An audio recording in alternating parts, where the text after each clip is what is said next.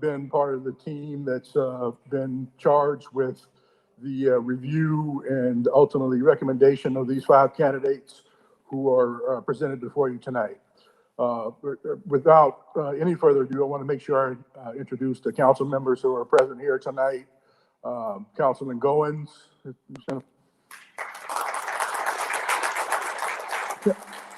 Councilwoman Koss, Councilman Dial, and then of course we all know our illustrious mayor.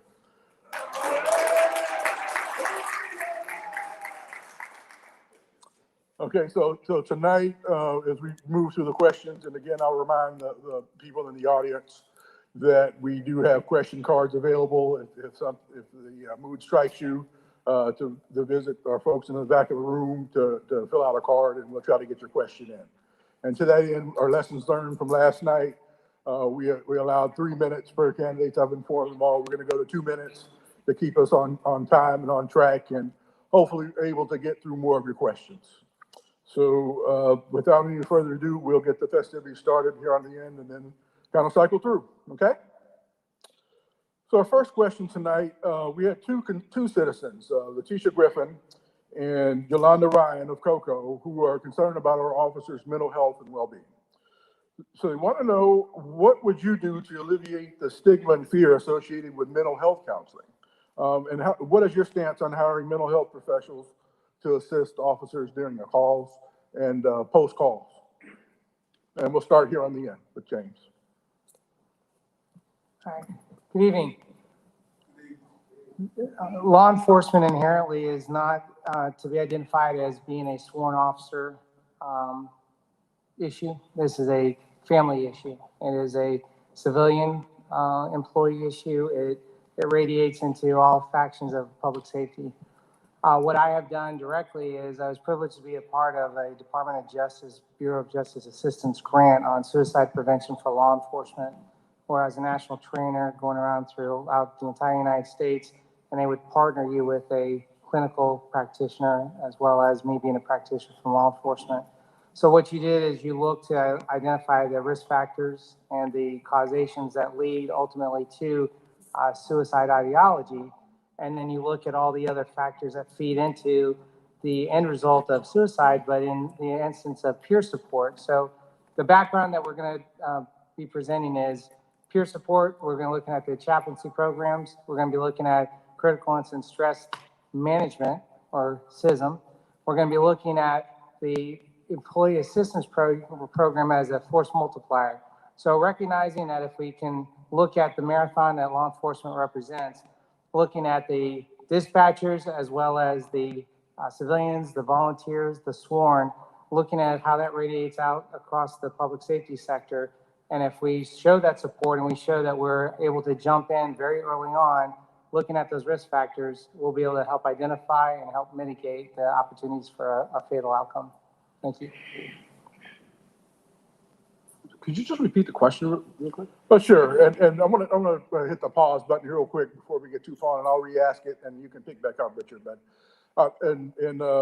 part of my HR hat is sometimes you get multitasking and forget to do things, and I neglected to allow the candidates time to introduce themselves. So we'll pick up in that, and then we'll restart with that first question. Everybody will still have the equal allocation of time. So thank you for your initial response there, James, and we'll just start off and give you the opportunity to introduce yourself, because we have people in the audience that weren't in attendance last night. So please proceed. Very well. All right, good evening. My name is James Steffens, and I'm a candidate for the Chief of Police position. My background is I'm a native Floridian, born in St. Petersburg, raised in Clearwater.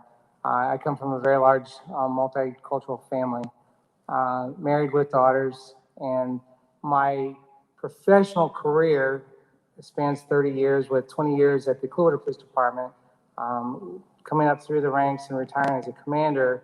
That led me to the Newport Richey Police Department, where I was the chief of police in a city equitably in size to Cocoa, but differs in the things that Cocoa has with the progressive and a little larger industry footprint. From the Newport Richey Police Department, as the chief of police, I was enticed to join the Pasco Sheriff's Office with an incoming sheriff, who wanted me to join his command staff. And that's where I rounded out my 30 years of law enforcement. Looking at Cocoa and looking at the city of Newport Richey, those parallels are what has drawn me to sit there and say, okay, this is a vocational opportunity. It's a problem-solving opportunity. It's a partnership opportunity. So I'm looking at bringing my personal background as well as my professional background and see what we can do to kind of build upon the momentum and the transformative nature of what's going on here in Cocoa. So good evening.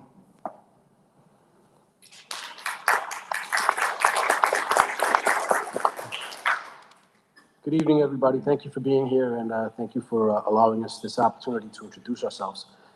First off, my name is Richard Vasquez. I grew up in a lower socioeconomic neighborhood, so I can relate to areas that may have some challenges, and where I see challenges, I also see opportunities. I was very fortunate and went to the New York City Police Department. At the age of 16 and a half, I took the police test. At the age of 20, I became a police officer. I went through all the bureaus within the New York City Police Department. Patrol Bureau, I worked as an undercover narcotics officer, so I know how to deal with narcotics enforcement. I worked as a burglary sergeant, a detective, lieutenant in charge of detectives and in the Bronx, which is, as you can imagine, was a very busy location. I was a warrant lieutenant, and I was the commanding officer of the crime prevention section, which falls under the Community Affairs Bureau. And I learned a lot there about implementing programs to unite the community and the police department. Altogether, it's 30 years of law enforcement, 20 as a supervisor, 7 of them as a department head. After the New York City Police Department, I was a police chief in the town of Woodbury.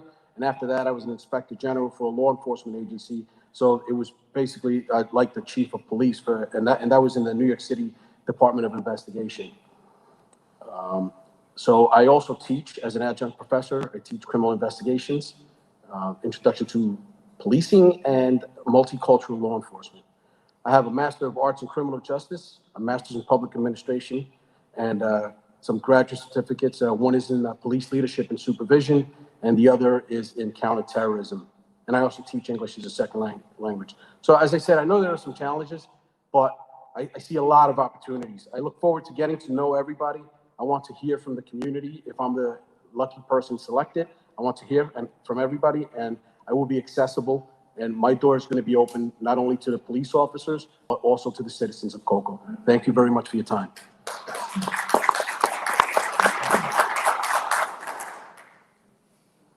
Good evening, everyone.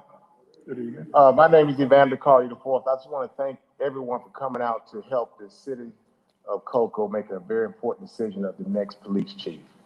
My name is Evander Collier IV, and I was born and raised in Jacksonville, Florida. Went to high school there and played football, basketball, and ran track.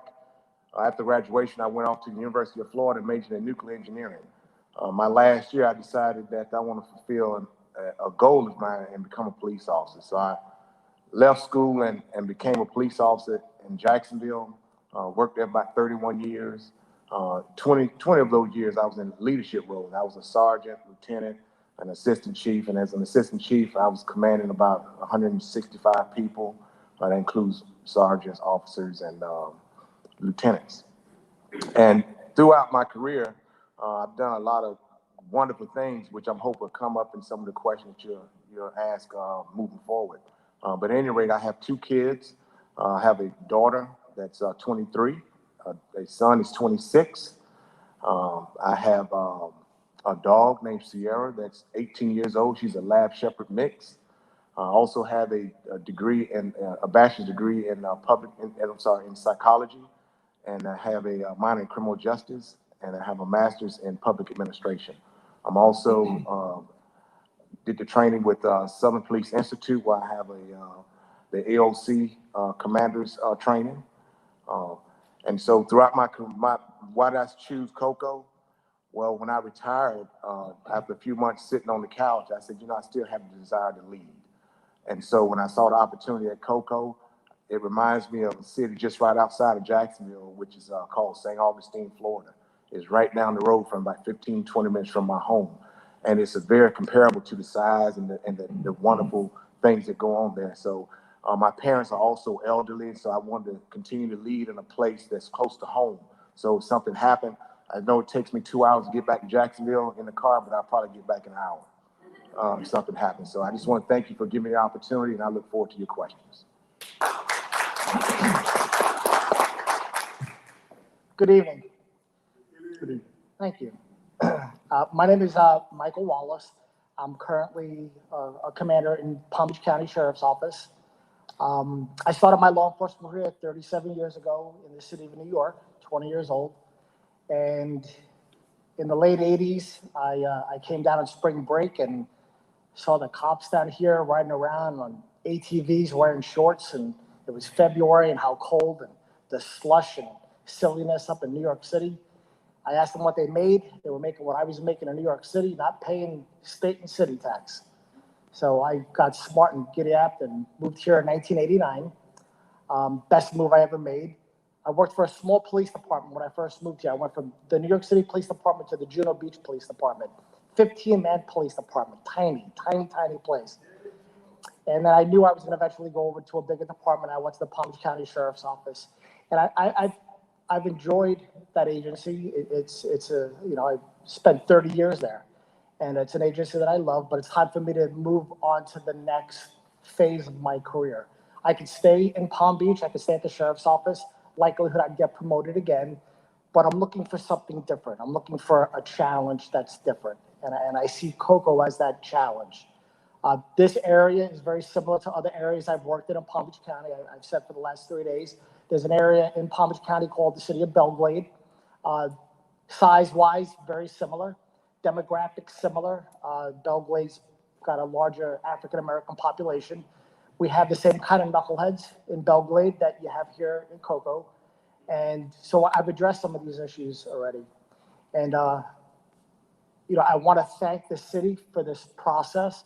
I truly, you know, kudos to the city of Cocoa and to everybody that has done this. This process has been very fair, I think very transparent. And, you know, whoever is selected of the 5 people sitting here, I think will do a very, very fine job for the city of Cocoa. Of course, I hope it's me and not them, but, you know, we'll see what happens. So thank you all very much for having me. Good evening, Lori Pollock. Good evening. Thank you.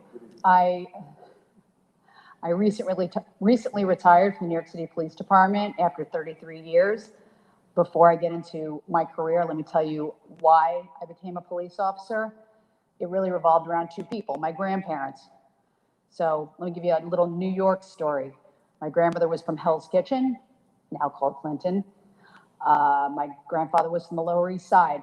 They met when they were 20. It was not a union that was looked at positively because of the religion differences, Irish Catholic, Russian Jewish. They married, moved out of the city a little bit into what was farmland at the time, which is now, you know, a booming neighborhood right over the bridge, was still within the five boroughs. But my grandfather, he developed multiple sclerosis while he was in the Army, and my grandmother got blinding cataracts. But the point of this is that they went to work every single day. My grandfather drove, because obviously my grandmother couldn't see, and my grandmother memorized the theater where she was an usher. So I spent a lot of time with them, and they raised me. Anything that is good about me is because of them. And so I really felt the need to help the vulnerable, which I felt they were very vulnerable in New York City in the 70s and 80s. So I became a police officer, and every time I saw somebody in need of help, I thought of my grandparents. And people in need of help aren't just people with physical challenges or mental challenges. Everybody has their Achilles. So when your car's stolen, you're trying to get to work and you're losing your mind, you're a vulnerable person and you need help. So there's a myriad of situations. You have to lose a pet. Your mother's missing because she's elderly and she's developing Alzheimer's. All these things, besides crime fighting, is what drove me during my career. I joined the police department in 1987, and I could go through all the steps on my career ladder. 33 years is a long time. I'll give you highlights. I was in narcotics for 14 years. It was a very high liability, high emotion, aggressive form of policing. I did it for 14 years, 30 seconds. So I'll skip through my career and I'll talk about why Cocoa. I think I said yesterday that I was a property owner in Cocoa Beach, and I know the difference between Cocoa Beach and Cocoa. That always gets a great reaction. The point is that I saw a lot of gentrification in New York, but what I saw with that gentrification was displacement. And it is a challenge for me to come into a community like this that has experienced a renaissance and include everyone in that renaissance. And I want to be part of the development of Cocoa Beach. And I think I can be a great leader for your police department. I have a lot to bring.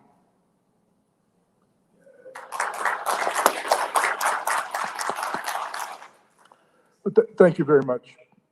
So we will resume with question one, and I'll make sure I restate that to you, Richard. And James, if you feel like you need to circle back to a point, just let me know, and we'll afford you additional opportunity just because of the sequence there. So we have, this question comes from Letitia Griffin, who's in our audience tonight. And there's also a similar question was submitted by Yolanda Ryan through our online question portal. And they both have concerns related to mental health. There's an expectation that officers be of sound body and mind. There's often a stigma associated with officers seeking mental health.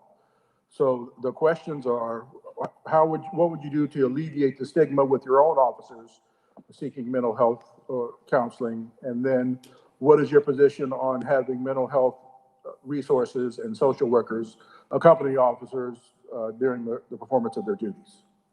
Okay, so that question can be answered in as far as not only within the police department, but also with dealing with mental health with the citizens that we protect. As far as with the police officers, there is a stigma, and most police officers do not seek help, as do military veterans, and that is very unfortunate. So we need to maybe make it mandatory that they have some sort of counseling. Unofficial, not unofficial, but something that they're not being forced. They're being kind of invited. When I responded to both attacks on the World Trade Center, and it was mandatory that before we went home, because of the traumatic experiences that we all suffered, it was mandatory that we go and we speak to a counselor before we were able to end our tour. And I think that's very beneficial. When officers are involved in a traumatic incident, they should see a mental health professional. I have been in a lot of situations. I've been in, I'm a Combat Cross recipient with the New York City Police Department. So I was in a shooting where a person fired 28 rounds from a semi-automatic Mac 11 submachine gun. And one thing that they do is they make sure that you speak to a mental health professional just to make sure that you're okay. So we have to remove that stigma. The New York City Police Department has programs like Cops Care, and we also have suicide prevention hotlines, which is very beneficial. Pillar 6 of the Obama's task force on 21st century policing is officer wellness, and we have to make sure that we take care of the police officers. And also for the public, we need to have crisis intervention training and autism awareness so that we can make sure that, and de-escalation is one of the ways to do that. I got my sign to cut it, so thank you.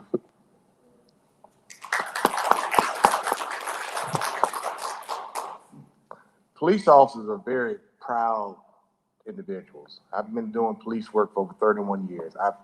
Unfortunately, I've had the opportunity to witness officers commit suicide, and that's not a good feeling. I've seen officers who are in distressful type situations, and with the department that I worked with the Jackson Sheriff's Office, we had a lot of things in place that I'm going to talk about that I think we could do here as well that would support that. One of the things we have to do, we have to constantly train on a regular basis about mental health. The leaders have to talk about mental health, that it's okay to go get help. And we allow avenues where they can get help in private, and that is confidential. And then we have situations where we make it mandatory as well. So if we have, let's say, I'll give you an example. I had a female officer respond to a situation where a kid was left in a baby was left in a hot car. The baby died. The officer responds to the scene. So while I'm there, she's in total tears.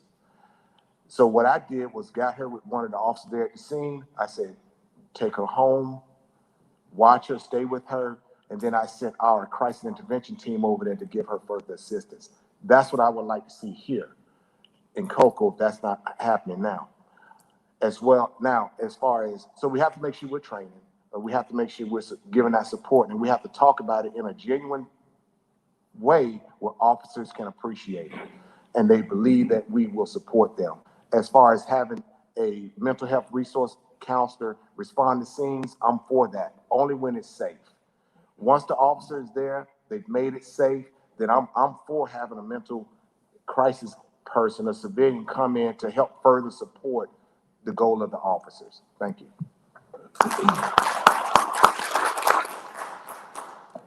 So if I get the question right, we're talking about mental health with police officers. Police officers, you're on the force and also deployed with officers on calls as well. Okay.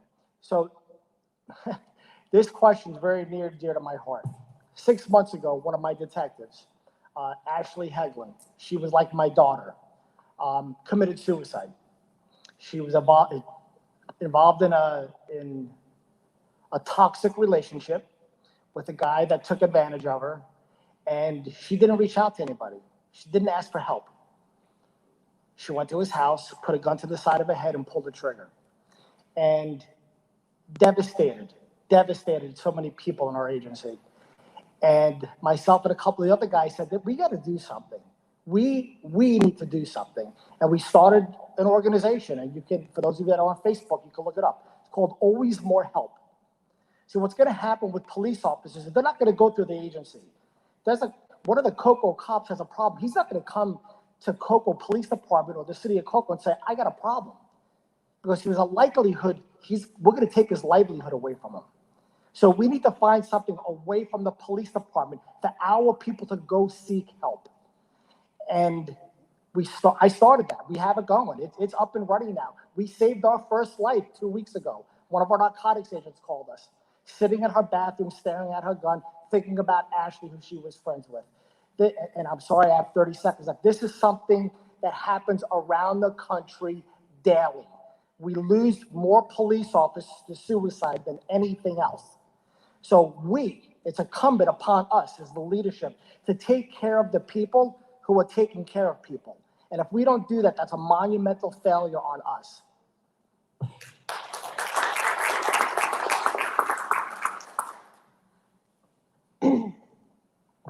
So I think in order to keep our officers safe, we have to develop a culture that removes the stigma of mental health issues. So that includes when we go to jobs with mentally ill people, we respond to calls with mentally ill people, that we tend to be very humorous and sometimes not very kind. It's just part of the job.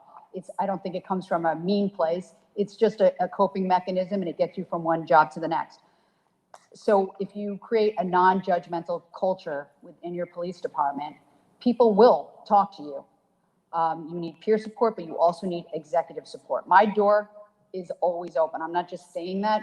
My door is always open. The amount of things that I found out that were going wrong with my commands, that were going right with my commands that I wasn't aware of, the politics that people kept away from me because I was so high up in the organization, my door was open. I'd see people walking by, I'd call them in, and you find out a lot of things just by talking to people. So I think, removing the stigma, but being non-judgmental, but in a more concrete, tangible fashion, what we did in New York was we reached out to some of the better healthcare providers, and we asked them to lower the rates and take all of our insurances so that officers could go on their own. We didn't know, who was going and who wasn't going, but they could make the decision on their own.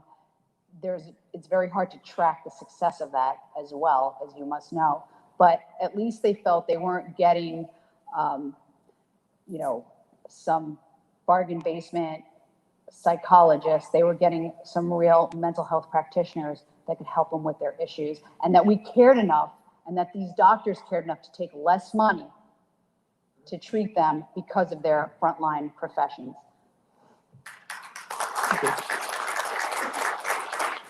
James, would you like an opportunity to revisit that question? The issue is embracing the vulnerability and helping the helper. So when we speak about the law enforcement, looking at the civilian and sworn component that I spoke to, but we may not recognize that line of duty deaths as cataloged through the federal government does not recognize police suicide as a line of duty death generally.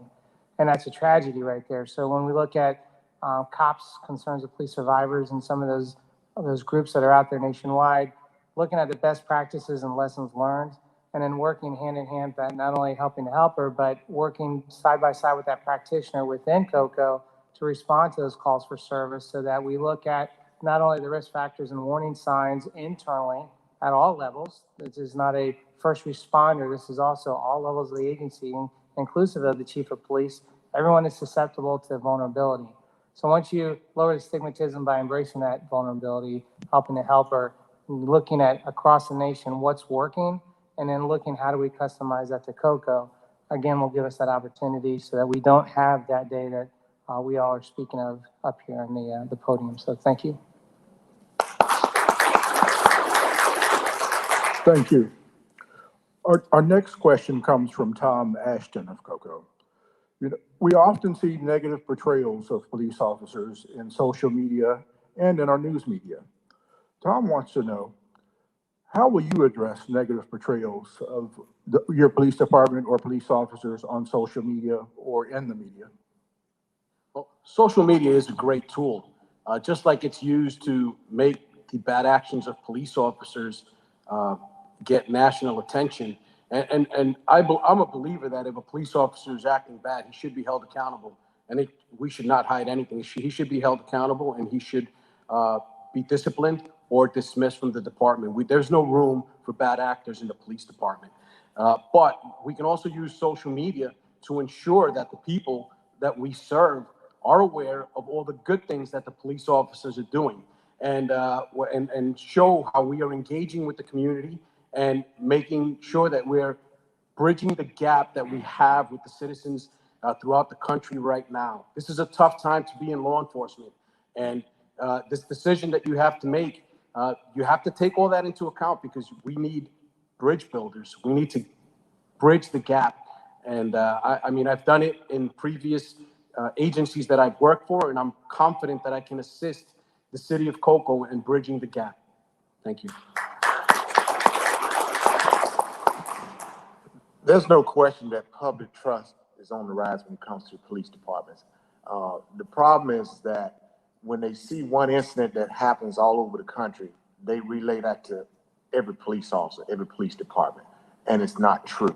So I think that by being transparent, being an honest leader, having an honest police department, you gain the public trust, and that will make those negative stigmas go away. So we have to always be accountable, letting the public know how we're going to deal with situations, and that we are dealing with situations. We're doing follow-up when they're making complaints. We're taking their complaints serious, and we'll let them know that we took action if the action is required. As well as what we should be doing is that when officers do great things, which they do it all the time, we should be having, if they don't already, have some type of ceremony where we're honoring these officers for doing a great job and inviting the public to come out and see this, as well as putting out on social media what a great job this officer did today. I mean, it's the simple things that the officer may do. An officer may go out and find someone that we've been looking for months and made a great arrest. Well, guess what? We need to put that on social media. Officer so-and-so just did an outstanding job. We've been looking for this person for 3 months, and he found him today. Great job, Officer X. That's how you start pushing out those positive things of what these officers are doing. And then we will start getting the public trust by being accountable and pushing out the great things these officers are doing on social media. Thank you.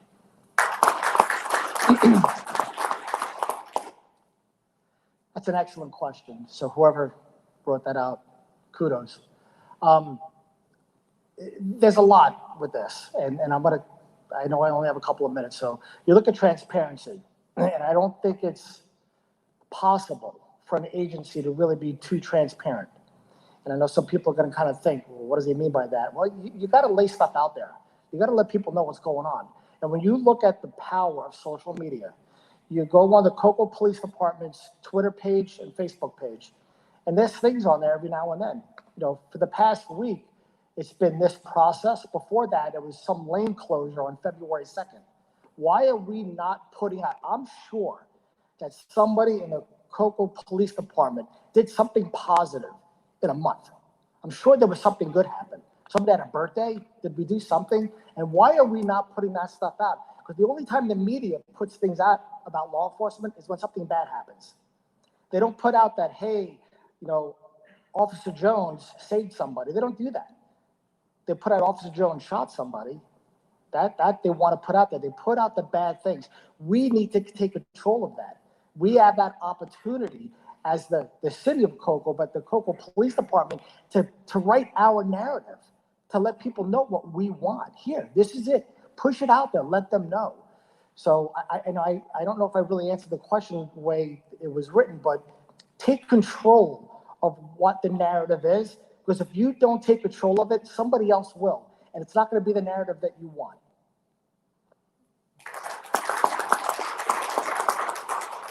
I'm not sure that I would fight social media with social media solely. I think professionalizing or keeping policing professional is the way to do it. You have to, I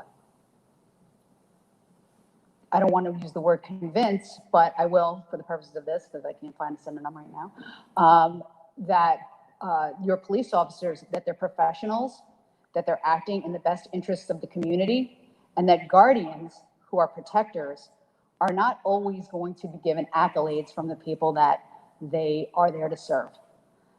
So if they understand their role, then you can within consistently uplift them by training and making them a well-trained police force. I don't think people like to call it police force anymore, police service.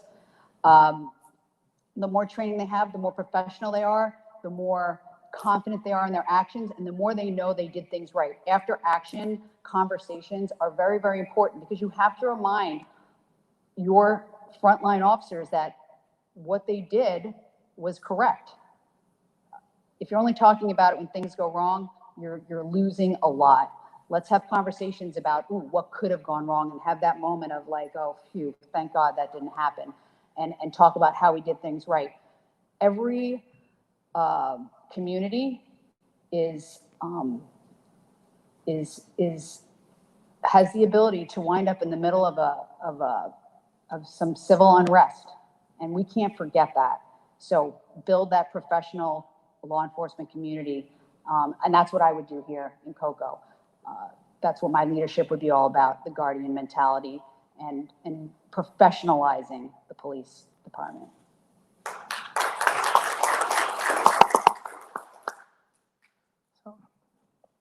When each of us started, I submit that we had revolvers when we started, and that we had even maybe not even our in-car radio. And the biggest thing about projecting to the public might have been when we accidentally keyed our radio or our microphone and said something, and then we got the sergeant to call us in and educate us as to what's appropriate and what's not appropriate. This device right here, 20 years ago, is an impossibility, and right now it can launch a satellite. Hitting the send key on this can change the culture of the city instantaneously and put us in the spotlight internationally. So I think the answer to the question that I'd like to propose is that we have to learn in a very tradition-based law enforcement culture how to evolve and also see where we're headed. So we have media experts out there that are true media experts that work in conjunction with the police department. We have public information officers, police department, that also have that media expertise. We have the directives that come from the city manager's office about who will be the spokesperson, and educating our officers and our personnel all through the ranks as to you are a public official if you have taken that oath. You represent the city and the city's interest. So if we can educate, how do we use social media to our positive? How do we put our message out, as has been stated? But how do we hold ourselves accountable so that we educate as to what is a landmine and what is something that is receptive to the public, so that we work together and we put the message out there and we correct those things before they become a problem. Thank you. Okay, for our next question, we'll start with Evander. Evander, this question comes from Connie Smith of Cocoa. Connie has concerns about several tragic incidents that have happened involving citizens and interaction with the police. She believes the root cause of these to be a misconnect between commands given by police officers and subjects failing to respond to those commands.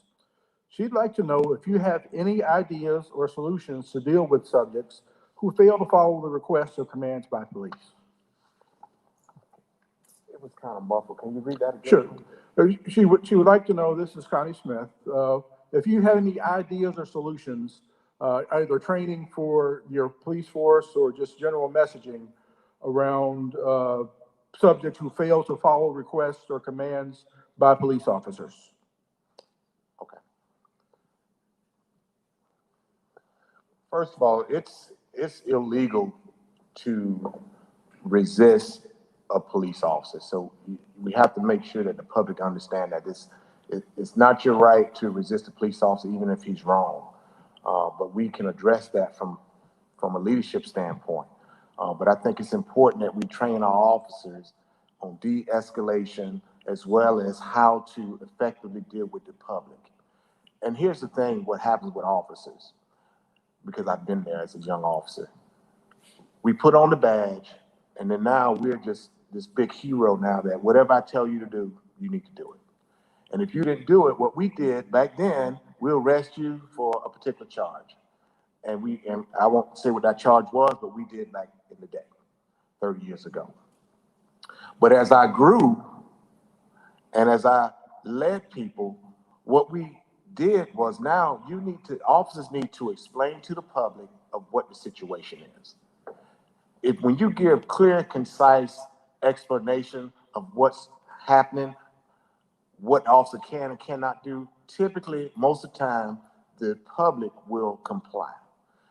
We have to be out of the posture of creating situations, because officers can do that. They know how to push the envelope to get the citizen to do something.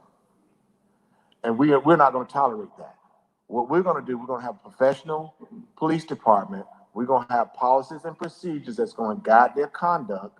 We're going to have training on de-escalation, and they're going to know how to do that effectively. We're going to also have effective training on use of force. Those are things that we have to do. So we have to make sure that our officers are trained properly, and that it's not going to be tolerated. And it has to be from the top. It starts with me, and it's going to permeate down to the rest of the leadership, to the officers. Thank you. That's another good question. Prior to coming up here, there's a lot of interaction back and forth with, Mr. Stinnett and Ms. Jamadi, and I asked for the Cocoa Police Department's use of force policy. I wanted to see it. I want to see the gist to it. What are they doing? What are they allowed to do? How are things written? And I looked at a lot of the stuff on the website, and there's a program, I'm not going to get specific, it's called 8 Can't Wait. Write that down. The number 8 Can't Wait. It's about police reform, and there's stuff with use of force. And one of the things that is missed in a lot of this is education. It's not only education for police officers, but education for the public. So one of the things, and I've done this, and I will continue to do it if I come here, is you look at where a lot of these problems happen. African-American neighborhoods, and not even just white officers, but a police officer. And a lot of it is based around vehicles. So I would go talk to high schools and go sit down and tell the kids, if you're in a car driving and you get pulled over by the police, this is what you have to do. Don't be jumping around inside your car. Cop has no idea who you are. He knows he pulled over a car for a reason, and you all need to understand this. Cops have no idea who the person is inside that car. You could think you know, but you don't know. Did he just kill somebody? Did he rob a bank? Did he kill his wife? Is it some girl that just killed her husband? You have no idea. So you're walking up there cautious. Now, don't jump around inside the car. I'm going to take a little bit more than 30 seconds. I'm sorry. Keep your hands on the steering wheel. Roll the windows down. Wait for the officer to get there and start engaging in a conversation with you. Let him tell you. You tell him. He's going to ask for your license, your registration. You tell him my license is in the console or it's in the glove box. That's education that you have to have. Not people bouncing around inside the cars, because that's when bad things happen. So it's not only is it educating the police officers. I think Coco's got a really professional police force, and I think they've been trained fairly well. I really do. And I'm saying that being a little facetious. I think you guys have been trained right. It's what we're training the people to listen to us. So that goes around, and I know some people might not like that answer, but that's the fact to it. People have to understand what to do when the cops are telling you what to do and how to go about doing that.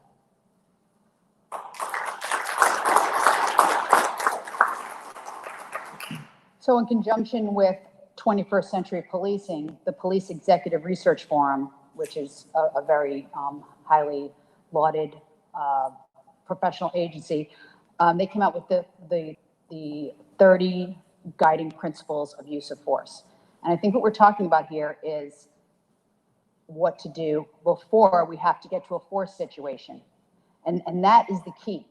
There's the critical decision-making model, which is used in many, many police departments. And it's basically how you take information in and how you slow things down, time, distance, and cover. You slow things down. In the center of that critical decision-making model, there's 4 very important things. There's values, there's ethics, there's proportionality, and there's the sanctity of human life. Even on a car stop, we have time. We have distance. Everything doesn't have to be a rush to get to whomever our target is or whomever our subject is or whomever's calling for help. Slow things down, just like I have to do up here when I'm talking to you. My inclination is to jump right in. And you have to think about officers when they're in that mode that we have to constantly, I've had to train myself to slow down a little bit today. And that's what we have to do with our officers, especially when a lot of people are converging on a scene. And if you don't train as a team, someone's going to cause that contagious action. And these are things that just have to constantly be spoken about. And the critical decision-making model is an excellent tool. I mean, you're not going to sit there and go through every step. You have to realize what your mind is doing as you come to any scene, because any scene can change in a split second, and all the information going to the dispatcher may not be correct. So that is what has made me successful in 33 years, slowing down, taking my time, and I think that that's the answer to my question, to the question.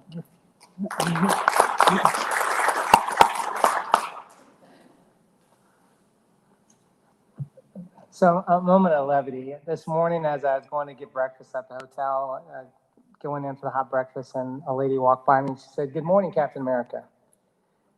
And I looked, and if you probably look at the video, you can see that startle effect that we know about. And what she was referring to is my T-shirt, to her, looked like the Captain America shield on the front of my T-shirt. And she identified that and made that very nice remark, not knowing me or if I was in fact that person. See, that's levity. Where I'm going with that is perception versus reality. Law enforcement, by the very nature, is a command presence. Up and is wearing a badge, a shield, a toolbox. We perceive, or we're perceived, and then there's the reality. So from a use of force matrix, which every agency, and there's about 17,000 law enforcement agencies in the country, they are governed by use of force and high liability. Our challenge is educating our public, whether it's through citizens police academies, spouse abuse academies, all those opportunities to engage within our culture, show what the toolbox is, because you have to realize from the officer's perception, we have to understand what are we sending off, what are the signals, how's it been received. So it goes back to communication. And often you find that even when we have a use of force situation, if we then speak to the folks around as to what we did, why we did it, be allowing the fact that they have constructive criticism or just questions, We will get that question answered on a daily and nightly basis so that we limit the complaints and we limit the lack of communication that leads to really bad days. Thank you. As I told you when I introduced myself, I grew up in a tough neighborhood, and I know what it is to be stopped by the police. I would get stopped on occasion for no reason because I lived in a drug-prone neighborhood. So I can definitely relate with individuals who get stopped and have negative interactions with police officers. You know, and unfortunately, when you call the police, it's usually not to have coffee, and most of the time, it's for a bad situation. Also, unfortunately, there has been a culture of over-policing where we over-police our citizens, and sometimes there is a lack of respect when that is going on. So what we need to do is we need to train our police officers on de-escalation. We need to make sure that they have know how to have positive interactions. And I always told my officers when I came on the job and started going up the ranks, I said to them, you treat the people the way you want them to treat your family members if they're stopped. So that's how I always approached it, and that's how I make sure that my officers treated the public. There's nothing wrong with apologizing to an individual who you stop when they when you stop the wrong individual. And that happens. You get a radio run, right? Male, Hispanic, 5'10", not Captain America, but maybe something else. And so, you know, say, hey, listen, I'm really sorry. Listen to this radio run. I'm really sorry. I know it's upsetting. And you leave people better than you found them. You need to leave them better than you found them. And while you're stopping them, be respectful and professional.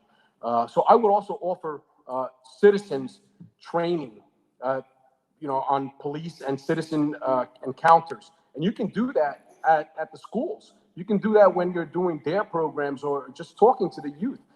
You go to these to the areas, the schools, and you just provide positive interactions and training so that when you do encounter a law enforcement official, I told my family members, you get pulled over by the police, you turn off that engine, you lower your windows, and you put your hands on the steering wheel so they know you're not a threat.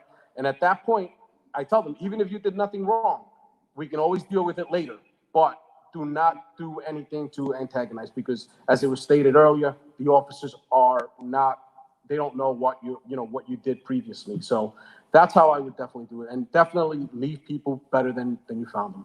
Thank you. Thank you. Okay, moving on, we'll start our next question with Mr. Wallace. All right, this question comes to us from George Brown. He wants to know how you will utilize motorcycles in traffic control and bicycles in downtown areas. So specific two-wheel resources is this question. Motorcycles and bicycles.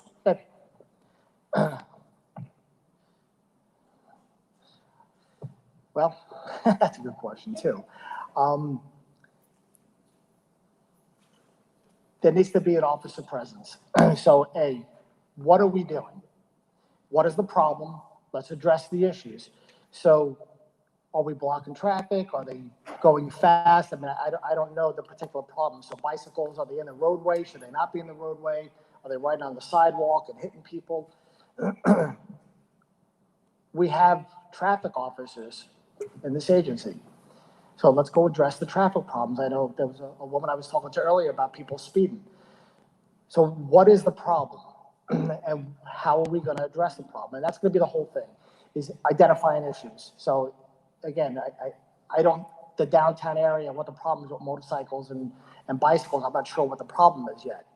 So that's going to be one of the things for any of us when we get here, is starting to address problems, speaking to in meetings and settings such as this.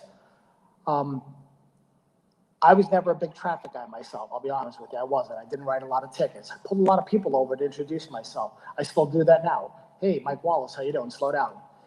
I believe in warning people. Let people understand. So the citizens of Cocoa, if you're a knucklehead, you're going to get pulled over. You're going to be warned once. You're going to be warned probably a second time. The third time, you're going to start getting citations. It's going to start costing you some money. If you're a visitor to Cocoa, you're probably not going to get warned a whole lot. You're probably going to go right to a citation. So we have to address issues. You know, traffic is a problem. One of the units I currently supervise is our vehicle homicide unit. And unfortunately, you get people that don't pay attention. I know we broke out phones earlier, what are we doing with cell phones, especially kids? They want to try to drive and talk and text at the same time. So you put a person on a vehicle, doesn't matter if it has a motor or not. You have to be cognizant of them. And you're on a motorcycle and you get hit by a car. Usually the outcome of that is not really good for the person on the motorcycle. So again, I know I probably didn't answer the question the way you wanted it addressed, but when we find out what the problem is, then we get to turn around and address it. But we got to find out the root cause of the problem first, then we could address it. Can you repeat the question? No, sure. So the question comes from George Brown, and he's specifically wanting to know about your utilization, and I think more of police assets, of motorcycle and bicycles assets. So if you misunderstand that, I'll give you a chance to revisit that, Mike. Okay. So go ahead, Lori. Okay, Proceed. so as far as the utilization of motorcycles and bicycles, I think they're a very good public relations tool. I think that you can first of all, it's a good public relations tool. People will always come up and ask about the motorcycles. They'll always ask what type of motorcycle. They'll be very into all the equipment, how and I don't really know much about motorcycles, but amped it up in some way. I'm sure the motorcycles in the police department are much more powerful than your average motorcycle. And people are always fascinated when they ride in formation. Bicycles have become a very big topic. They do signify, they do signify a healthier, more touristy vibe. However, in New York, and I do agree with the utilization of the bicycles. They went to Seattle and they learned how to do disorder control with the bicycles. They were able to very quickly. There were whole big bike squads. They were able to ride these bicycles miles and miles and miles to go to protests. We'd have to look at what the intel says for COCO and if that was something that was needed on a mutual aid level.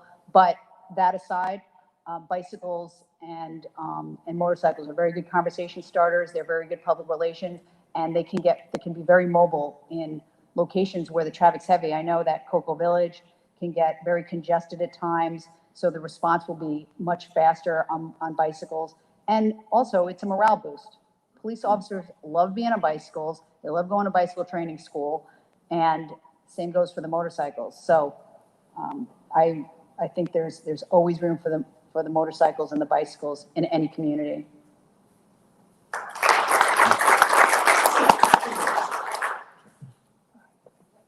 Excellent question.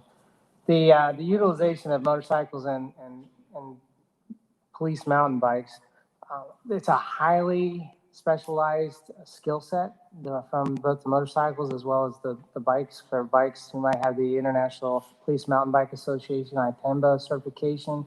For the motorcycles, we know the extensive training that they utilize just to get certified. Motorcycles and bikes lower that thing that we hear often from citizens as they see the police car go by, but they don't see the police officer. It allows for a direct connect to the officer. It allows for an intuitive nature of curiosity to come forward as they have a motorcycle, as they have a bicycle. It allows the approachability to law enforcement. It is an extremely effective tool, certainly for traffic and traffic mitigation, but it's also public relations where you can communicate directly to the public. If we could get a horse, wow. And I'm not going to sit there and go beyond that, but horse patrol, as motorcycles and bikes, all are in that same family of direct connect to your citizens. High visibility, highly effective, can get into those tight spaces, but there is nothing like the ability of seeing from young folks to the most senior how they are able to lower their guard, as does law enforcement, with the engagement with a motorcycle, with a mountain bike uniformed officer. And that's going to be something that I'd like to see as a force multiplier here in COCO. Thank you. I hate to do this to you, but could you explain that? I'm a little confused. I thought you were talking about traffic conditions from non-police motorcycles and bicycles? No, that's, I'll restate that. So, and this is our interpretation of the question as submitted through the portal. Okay. He wants to know about the utilization of police motorcycles and bicycles. So specifically, he talked about motorcycles and traffic control and bicycles in downtown areas. Right. So- Well, the beauty is that motorcycles and bicycles, well, not only do they, you're being fiscally responsible because you're not wasting fuel and it helps the climate, first of all. But also, it's very accessible. They're very accessible. You can go in and out through traffic if need be, and you can have a faster response because there may be traffic which impedes you from getting to a location. I myself, when I was the police chief in the town of Woodbury, we had a couple of motorcycles, and I used to ride with the guys, and we found it very, very convenient to get around the area. In the New York City Police Department, we used to use scooters, which are also beneficial. It's like the in-between, right? The in-between the bicycle and in between the motorcycle. And so that's one benefit that we can use them for. And they also have electric bicycles now, which we can transition to. I agree with the use of bicycles and motorcycles with the police department. Horses would be great too. I love horses. So that's it. Thank you.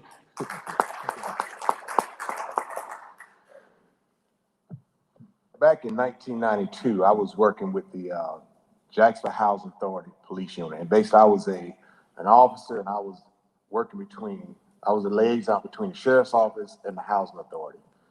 And one of the best parts of that job is when I got bike trained. I can show you, I can ride a bike up some stairs.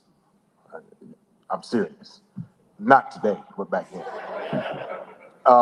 And the other part about that job, what I enjoyed, was wearing those little itty bitty shorts on that bike. That was wonderful. And I can tell you just from experience, the public really likes seeing police officers on bikes in the community. It attracts a lot of attention.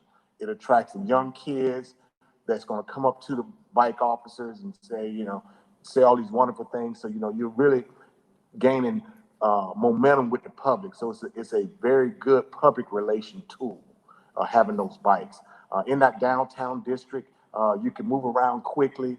You can also do surveillance on those bikes when you get in a location where the public don't even see. You can see things going on, and the officers can actually ride up on those situations and take appropriate action. So the bikes are a very good tool, and that's how I would use them, continue to have that presence with those bikes. As far as the motorcycle, now I was not on the motorcycle unit with our unit, but I do ride motorcycles, so I can appreciate it. And I used to like to see our motorcycle officers with those little itty bitty tight pants on. But I was never on that. Y'all didn't catch that, but that's okay. I just want to wake y'all up. That's all. I just wake everybody up. But at any rate, the motorcycles are a very good tool. You want to use those motorcycle officers in what we call high frequency crash locations, where we're having the most incidents of traffic issues. We want to have those motorcycle officers out there at the right time, taking appropriate action. So motorcycles, I do believe that we need to have those, and that's how we use them, have them in those particular areas, and also use those motorcycles and bike officers at some of these schools where they can go out to the schools so the kids can see them and they can really appreciate, because I want to be able to recruit these young kids one day into the police department. But we have to gain those positive relationships and having those bikes over there and having those motorcycles over there. Thank you. So I'm going to give myself a minute since I swung and missed at this and I totally misread this question. So I'm going to get quick. So motorcycles, I absolutely believe in. I know we have motor units. I think there's 2.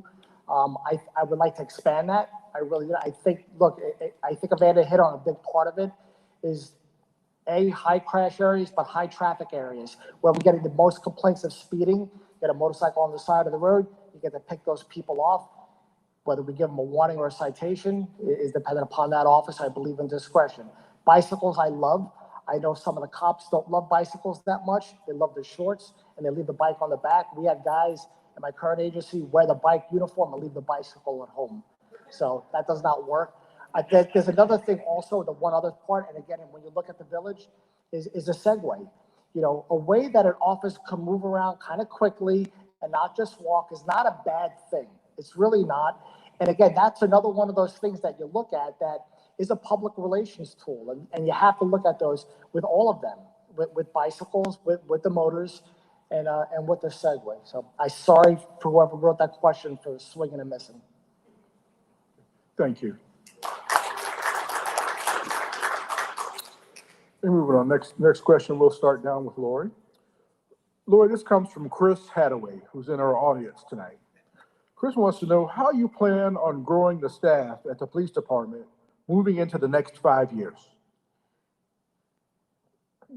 One more. Sure. Tough down here. Chris would like to know how you plan on growing the staff at the police department moving into the next 5 years.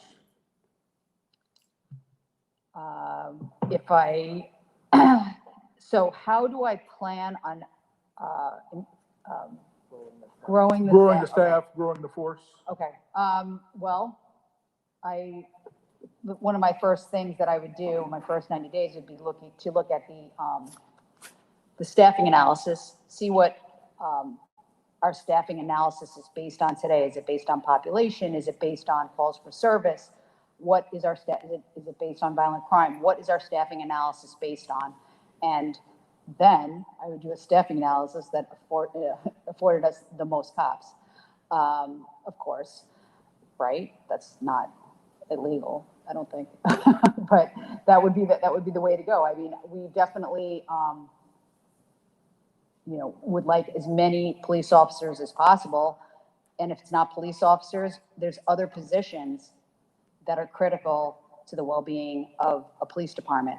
For example, I think crime analysis functions are critical. Intelligence analyst functions are critical. Do we have someone full-time scrubbing social media? We have some incidents that are hanging in the balance right now. We want to know if there are people that are coming here to be outside agitators. It's very important to have the intelligence analysis capabilities for preparation. So as far as growing the department, that's all going to depend on the new city manager and how the budget progresses, and discussions for what is needed.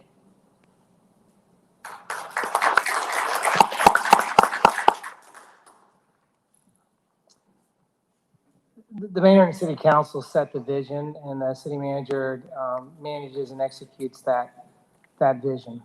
So working in conjunction with the city strategic plan, looking at the partnership with the UCF on the police department's strategic plan, that's going to coincide with really the forecast for where are we at in the next 5 years.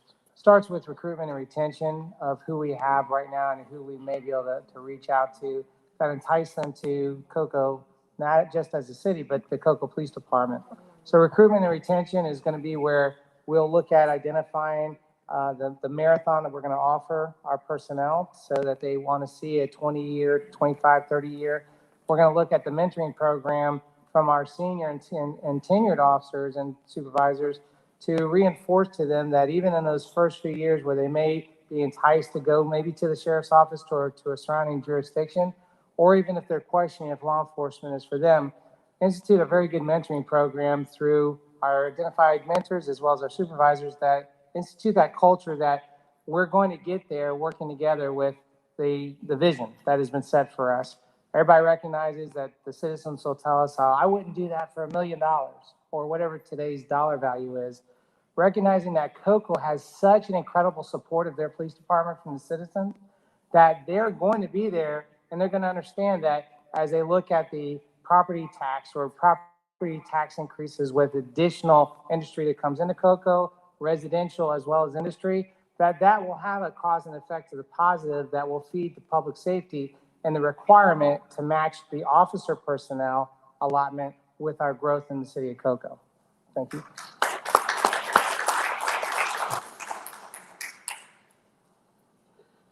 So recruiting and retaining officers is a problem throughout the entire country, unfortunately. One of the major contributors is the lack of trust that the people have of its police. So we need to change that culture by, again, professionalizing our law enforcement officers. I was told that the city of Cocoa hires officers, and within 5 years, they go to another department.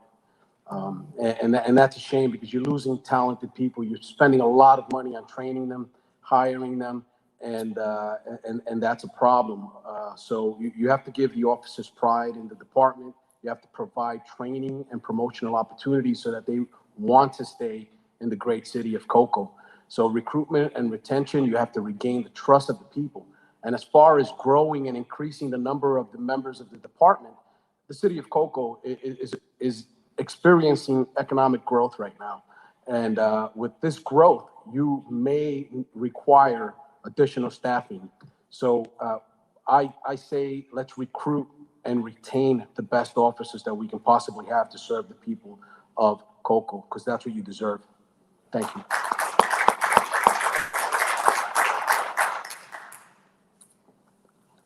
As a leader with the Jackson Sheriff's Office, I was charged with the responsibility of creating a 1, 2, 3, 4, 5-year plan, which would include the growth or loss of any personnel that may occur. When you look at the city of Cocoa, as the city grows, just by default, with population, you're going to have additional tax dollars coming in.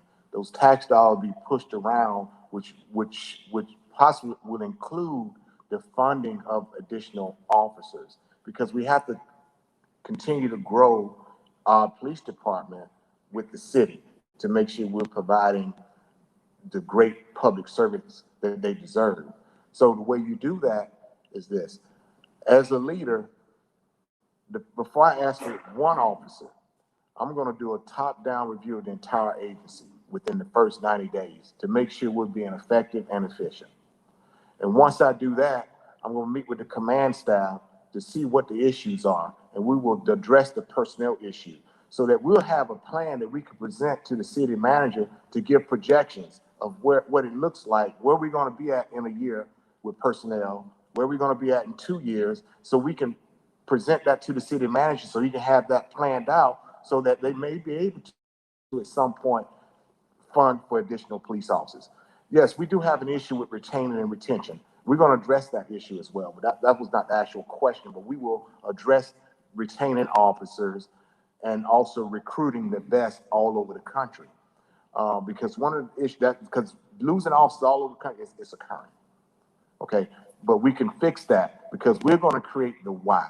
Why do officers want to be in Cocoa? We're going to create that great why so they can stay there, and then they can recruit additional officers, because as the city grows, the funding will grow, and we will hire additional officers when that's required. Thank you.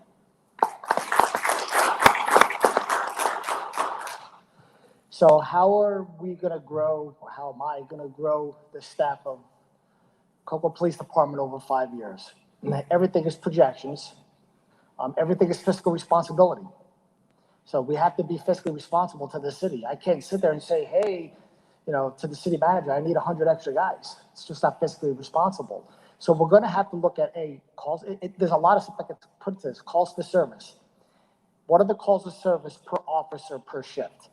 What are they averaging? And what is a reasonable amount of calls for service that they should be able to handle in a 10-hour shift? So do we actually right now have enough officers working? I think there's times you put 4 or 5 people out. Is that enough right now? Do we need to address manpower issues now? Forget about future growth. Because if you're not staying on top of that, then what we're not doing is providing an adequate service to the citizens that we serve. And that's going to be problematic. The city council is going to get phone calls. They're not going to be happy about that. City manager's not going to be happy, and the police chief's going to get kind of lit up like the space shuttle, and we don't want that. So there's a lot of stuff that gets put into this. You want to retain your people. We don't want, right now, Cocoa is a training ground. Get these new guys here, we train them up for a couple of years, and somebody else steals them. Don't want that. We want to keep them here. So that becomes a whole nother issue.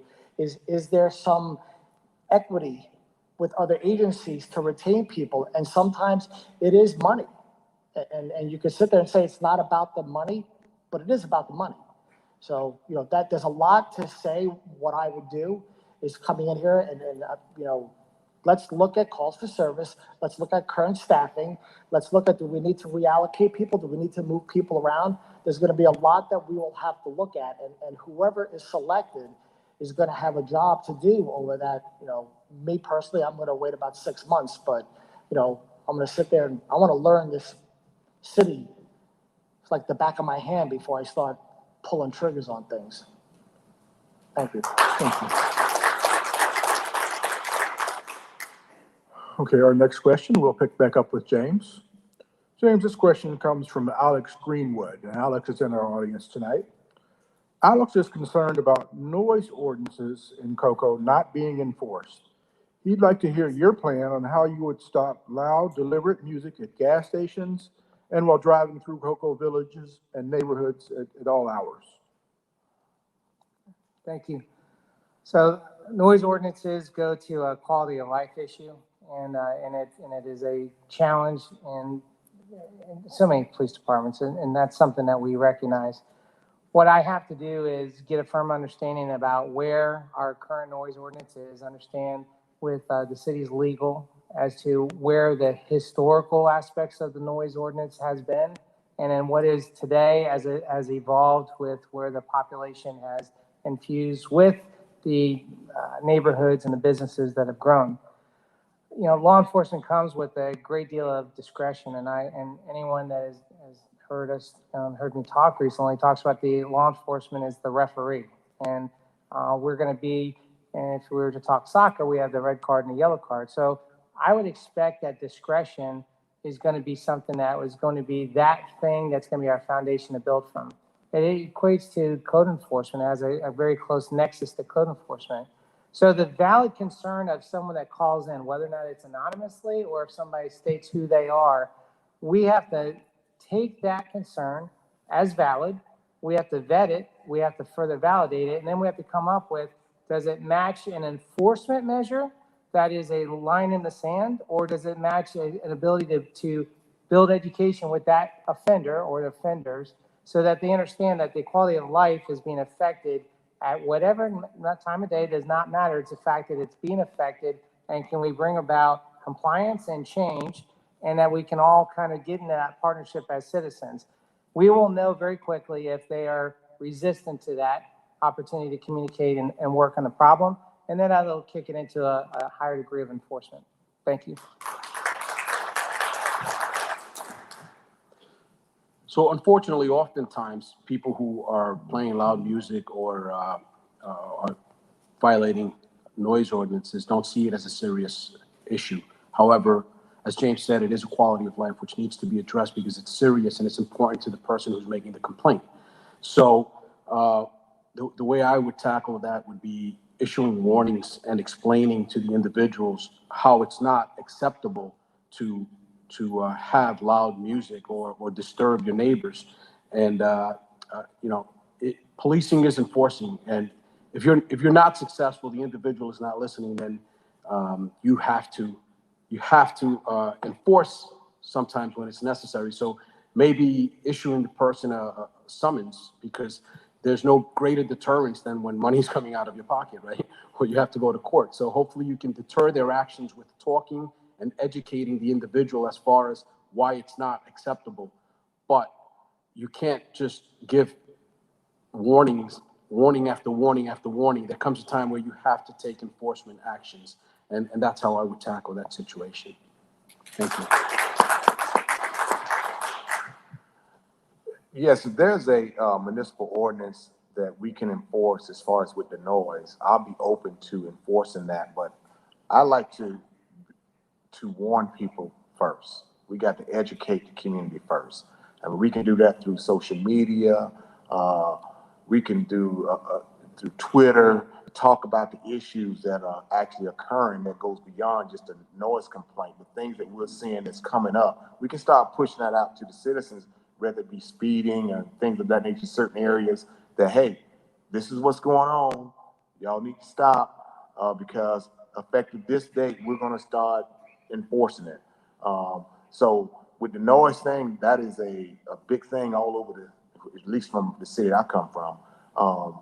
where we have these noise issues. So, but if there's a municipal ordinance that's available that we can enforce, I like to be on the impression that we're gonna educate the community first, and then at some point we may have to enforce that municipal ordinance. Thank you. So I will apologize. I don't know the city ordinance on the noise complaints. I don't know how it reads, but I know most of them are kind of common sense and all kind of written similar. So I don't know if the city requires a decibel meter and whatnot. A lot of it is a reasonable person from a reasonable place. So if there's, you know, we have at the village, there's one of the bars is open and they have a band playing. Well, if you're standing next to a speaker, it's going to be a little loud. But if I live 3 blocks away and I'm in my apartment or in a condo and it's still loud there, you know, then we have a problem. So a lot of that's going to be, you know, what is the ordinance? So again, I'd have to wrap my head around that. And I also believe in warnings at first. I do believe in warnings. I believe it's like your kids. You know, you have progressive discipline, you know, and the men and women I work with, you don't go right to, you know, you can't go out for the rest of your life. You know, you have to, it's the ATM method, and I believe that. I'm going to ask you, then I'm going to tell you, and then I'm going to make you. So, you know, I believe in that. I believe in asking and then telling and then making people. So that's really how I would turn around and address the noise ordinances once I get my head wrapped around exactly how it reads. And again, unless something's really egregious and it has to be addressed immediately, you know, that's like anything else. If there's a rock concert going on somewhere and they got speakers and it's not permitted and it's not allowed, then that's getting shut off right away.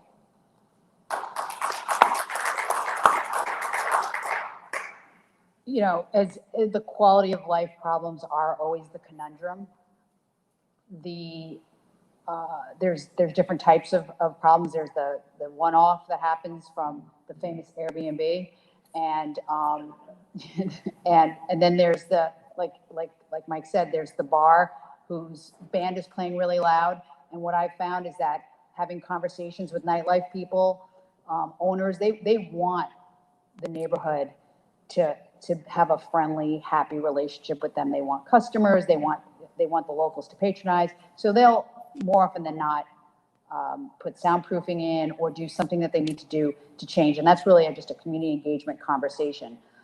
A lot of times, noise issues involve more than just the noise. It's an ongoing neighbor dispute, and maybe the noise is an antagonism, or the antagonism comes from the noise. I'm not sure if in the county or in the city of Cocoa, they have a civil court where you can bring your neighbor with your own evidence to court and have it mediated there. I would think that would be more of a county. I do apologize, like Mike, I don't know if there's that type of court. They're very useful, and people can, take things into their own hands that way. So every situation with noise is different. On a busy night, the noise is not going to be the top of the list, most likely.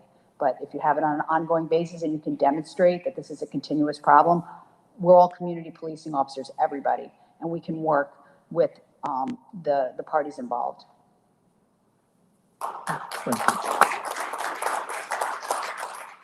Well, candidate, that's going to bring our formal questions from the audience and from the online portal to a conclusion.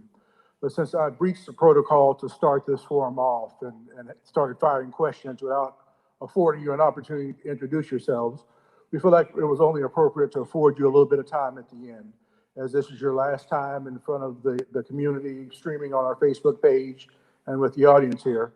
You can take the last 2 minutes to talk about why you believe you're the best person to be the next City of Cocoa Police Chief, or any other concluding remarks you'd like to make. Starting with Richard. Mr. Vasquez. Oh, me. Sorry. So first off, I just want to say that the process has been, it's been an amazing experience. The candidates that were selected by the city were very impressed. I was impressed by them. Unfortunately, they were so good. I was hoping it was not the competition wasn't that great, but they are phenomenal candidates, and the city's going to get an excellent chief, whomever they choose. I just want to say, I feel I would be a great candidate because I've always accepted positions of greater responsibility throughout my 30 years of law enforcement. And in addition to that, I did the police work as an undercover, as a beat cop, not only in a big city, but as well, I did it in a small town. So I am familiar with the way policing is in large cities and small areas. I've also increased my education. I didn't stop. I believe that you should never stop learning. You should continue learning. I've gone to, as I said, I have 2 master's degrees and several graduate certificates. In addition to that, I've attended multiple chief executive leadership courses, the FBI National Academy, the Southern Police Institute's chief executive leadership, and police and business and community partnership executive training as well. And I believe that I will be the best candidate if selected, but I'm sure that the other candidates will be great, but I'm speaking for myself. I would hope that if I am selected, I will maintain an open door and all the citizens can contact me, and I will be accessible to everybody. Thank you.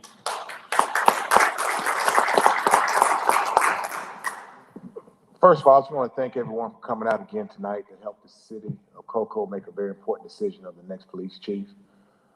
I have over 31 years law enforcement experience with Jackson Sheriff's Office. 20 years of those were in leadership roles. It's always been my goal to one day retire and have an opportunity to lead a city like Cocoa. During my career, I've worked in a variety of different places, held a lot of leadership roles. As a young officer, I've always been engaged with the community before they had a title of community policing since 1989. And then community policing has evolved where you have community engagement. So I've been doing that throughout my entire career and led officers in that capacity, being community engaged. I also have a track record where I can go into a community and really drive violent crime down with a variety of tactics that I've been successful in doing. I have a track record of that. I've also have a track record of mentoring future leaders. There's several police chiefs and assistant chiefs and lieutenants at the sheriff's office, probably around 20 or 30 that I mentored throughout my career to help them grow. I'll bring that same thing here, help individuals grow and be the best that they can be. I also am a change agent. Everywhere I've worked throughout my entire career, I've always left that unit better than what it was.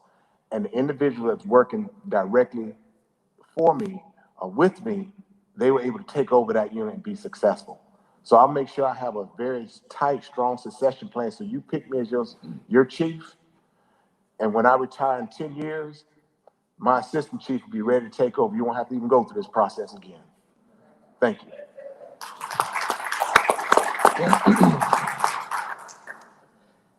So this is it. You know, it's actually, it's kind of bittersweet. The last 3 days have been pretty intense. And again, kudos to the city, to Mr. Stinnett and Mr. Motti and Ms. Reed, who really the people that we were dealing with the entire time. You know, coming here with the city council and the city manager, to see a community really look at the importance of this position and grasp it and do what you've done is important. And I could tell you that, you know, in all seriousness, that not every community does this.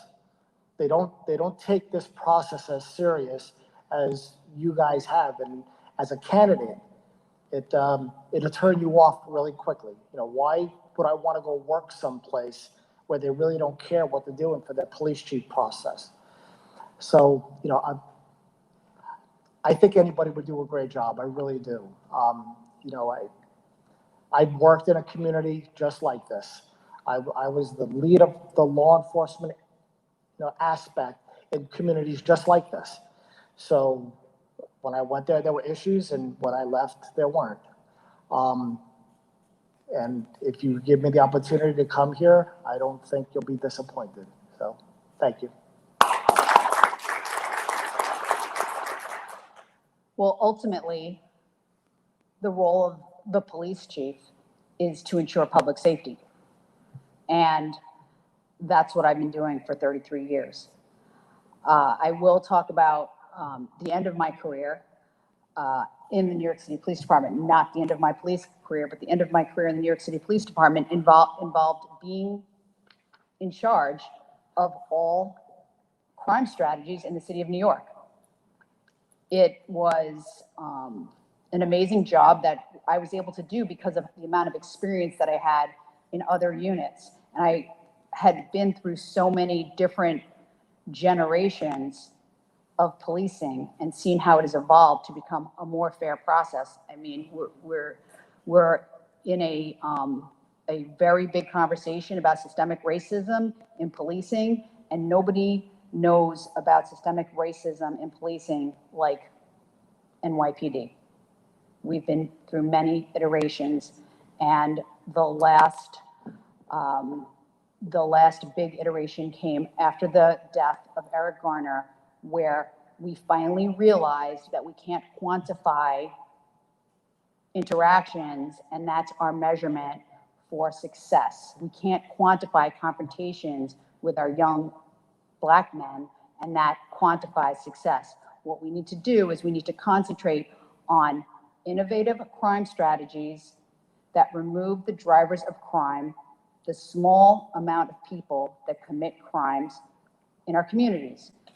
And we do that with technology, but there's issues of fairness in technology. I handled that. I handled algorithms, and I learned what made them not fair and what made them biased. I have a lot of experience in that. And I also have a lot of experience in crime analysis and have a very, very good track record on being an innovative crime fighter. That's not all that I bring, but that's a lot of what I bring. I am all about one less victim. So I think that with me, you get a tremendous role model for your young ladies. I think that they need to envision that they can do great things in life.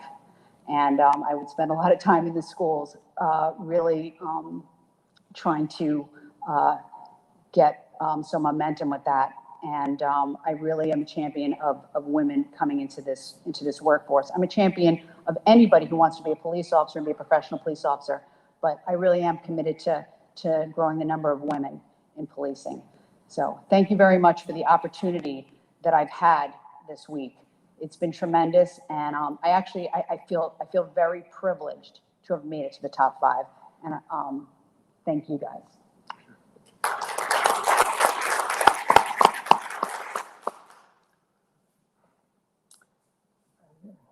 To the citizens of Cocoa, I say thank you.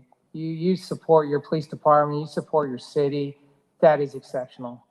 Through obviously good times and certainly through the very challenging and bad times. The citizens of Cocoa deserve law enforcement at its best, but they also are going to be there for law enforcement in this city when it's at its worst, and that's something that is just admirable.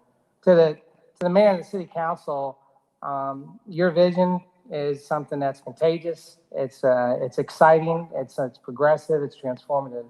To the city manager, this task that you have before you is daunting, and it is absolutely impressive the process that HR has put forward to get to this 5.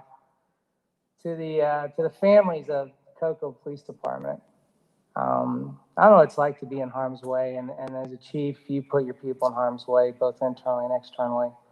That is a vocation-bound commitment. It's a contract on your life and on your lifestyle. I bring the manner by which I've lived my life at 52 years and 30 of that being in law enforcement to this opportunity to be there, to have leadership and to have lessons learned and to take pride in what we do and to learn how to work together. And to the department directors, the team that's comprised here, having a seat at that proverbial round table, wow. To the officers, to civilian staff in the police department, you deserve it. We're trying to get to you. All 5 of us are fighting like Dickens to get to you, and in short order, one of us will be there. And to end on the idea that there's a passage that says, whom shall I choose? And all of us have raised our hands that choose me. And I think that what lies ahead is opportunity, and it's a marathon, and very privileged to be sitting before you amongst my peers. Thank you. Thank you all. Ladies and gentlemen, these 5 candidates have withstood and passed the meticulous scrutiny of our police chief interview selection committee. After that, they participated in a 45-minute Zoom interview. All 5 of the 5 finalists is determined by our interview selection committee. They've been here for 2 days, fielding questions from the online portal and for the people in attendance, and they've given graciously of themselves an answer to the best of their abilities. Please join me in giving them a round of applause for their participation in our process.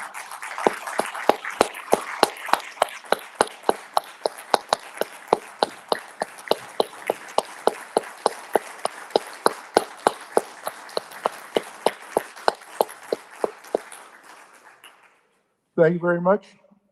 Good night. Drive safe.